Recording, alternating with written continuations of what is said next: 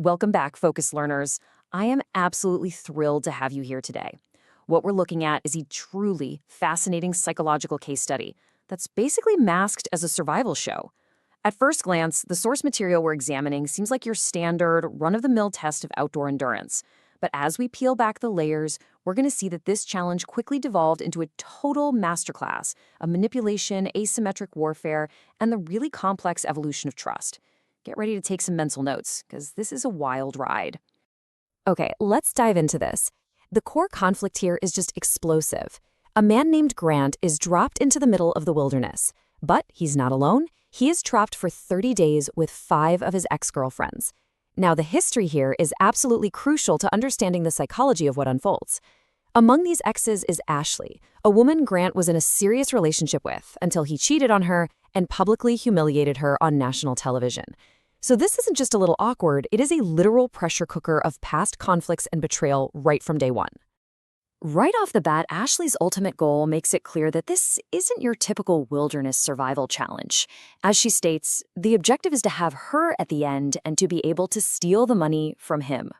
From the very beginning, you see the exes turn this physical challenge into a deliberate psychological trap. It's a secret revenge plot. They aren't just trying to survive the elements, they're actively navigating past betrayals by orchestrating an entirely new one, using secrets and manipulation to completely control the ultimate outcome of the game. The brilliant game theory at play here relies on a massive imbalance of information.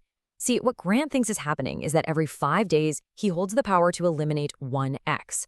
He actually believes if he makes it to the end with one girl, they simply split the prize money. But the ex's secret, which Grant is completely blind to, by the way, is that the final remaining ex gets the ultimate choice. They can choose to take all the money, sending Grant home with absolutely nothing. This asymmetric information gives the girls total ultimate power, completely changing the dynamic of trust. And the irony here is just incredible. Grant is out there at 6 a.m. playing lumberjack and building a literal wooden house to prove his worth, completely oblivious to the psychological trap being built right around him. As the exes noted, he completely lacks self-awareness. He has this massive illusion of control, really believing he's the main character in a survival show, when in reality, he is the target of a massive long con operation. So you might be wondering, how do they actually ensure Ashley makes it to the end to execute this revenge? Well, let's walk through this structured playbook they literally dubbed Project Manipulation. Step 1, use fake tears to garner sympathy. Step 2, feign making amends to stroke Grant's ego and make him feel like he's fixing his past mistakes. And Step 3, make it to the end and steal the prize. They realized pretty quickly that outright hostility just wouldn't work. To control the game's outcome, they had to weaponize the very concept of forgiveness. And this brilliantly illustrates that exact strategy. Ashley, who possesses immense, entirely justifiable anger, treats this whole thing entirely as an acting role. She even utilizes eye drops to create fake tears, initiating these deep conversations with Grant to build a completely false sense of trust. It is a staggering display of emotional control. She's suppressing her genuine resentment just to feed Grant's desire for an apology, all to ensure she survives those elimination rounds. As the tension really paces out over the month, watch how the eliminations unfold.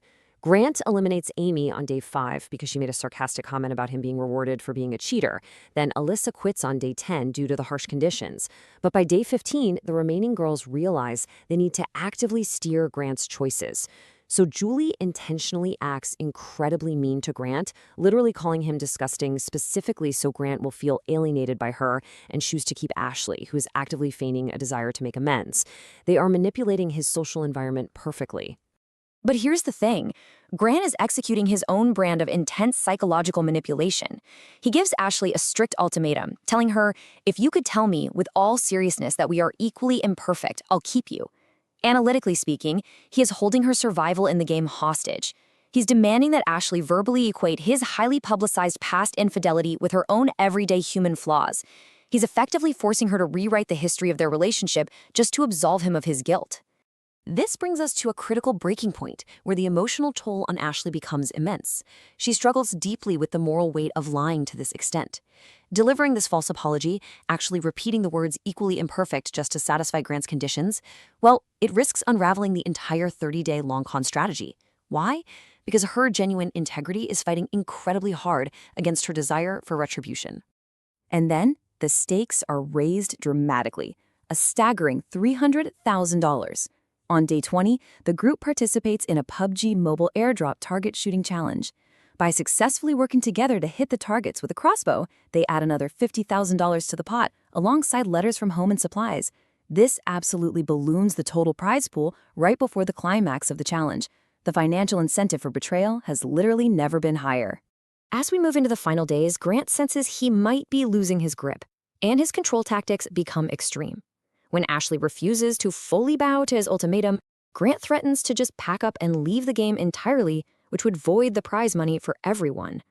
And then, to secure the loyalty of the other remaining ex, Abby, he brings out a Bible and literally forces her to solemnly swear on it that she will not betray him at the end. So the crucial point is, this heavy-handed tactic spectacularly backfires. Abby recognizes immediately that forcing someone to swear on a Bible isn't an act of faith, it is an act of desperate manipulation. While Grant thought this was his ultimate strategic move to solidify trust, it actually shattered whatever genuine trust remained. It proved to Abby that Grant was still utilizing the exact same control mechanics he always had, cementing her decision to execute the final betrayal even if Ashley wasn't the one to do it. Now compare these two pivotal moves on day 25. Grant makes his final choice. He eliminates Ashley, believing she wouldn't conform to his narrative. He delivers this whole speech focused on his views of faith and forgiveness, fully expecting to ride out the last 5 days with Abby and take half the money. But then, Abby strikes. The moment she is given the power, she executes the girl's 25-day revenge plot. She reveals the secret, she smashes the symbolic heart, and she takes every last cent of the $300,000 for herself, leaving Grant entirely empty-handed. And that leaves us with a final, really profound question. In a game so fundamentally built on lies, asymmetric information, and forced apologies, was Abby taking the money true justice or just a new, darker level of deceit? It really forces us to analyze what happens when trust is entirely weaponized. I'll leave you to ponder that complex psychology. Thank you so much for joining me for this Explainer Focus, learners. Keep asking questions, and I'll see you next time.